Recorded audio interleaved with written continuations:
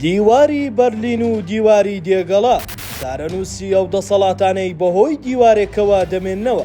خۆپیشاندانی دوێنێ و ڕێگریەکانی دەسەڵاتی هەولێر لە خۆپیشاندەرانی ناڕازی لە دێگەڵا جارێکی تر ڕاستی دوو ئیدارەی دووپات کردەوە کە لە دوای شەڕی ناوەخۆ بە پشتیوانی وڵاتانی ئیقلیمی دروست بووە.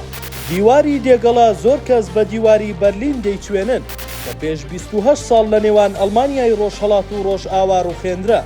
ڕووخانی دیواری بەرلین یەکسان بوو بە ڕووخانی دەسەڵاتی ئەڵمانیای ڕۆژهەڵات کە دەسەڵاتێکی گەندەڵ و داپلۆسێنەر بوو.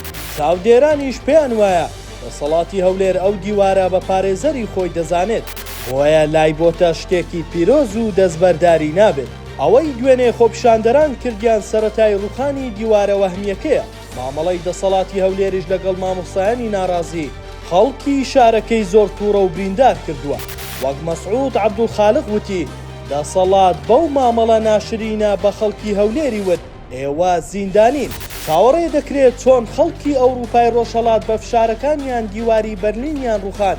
لە کوردستانیش ئەو دیوارە کە سیمبولی دوو ئیدارەی و گەندەڵی و دەزوەردانی وڵاتانە لە کۆتاییدا بڕووخێندرێت. هەرێمی کوردستان ببێتەوە یەک پارچە و یەک حکومڕانی.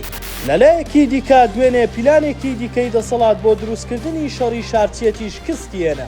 کاتێک خۆپیشاندەران خەڵکی هەولێر و دەسەڵاتی شارەکەیان لە یەکتر جیا کردەوە، هاوسۆزیان بۆ خەڵکی شارەکە و ناڕزاییشیان بەرامبەر دەسەڵات پیشاندا. تۆ پێت وایە کاتی ئەوە هاتووە بازگەی دێگەڵا هاوشێوەی دیواری بەرلین تێک بشکێنرێت؟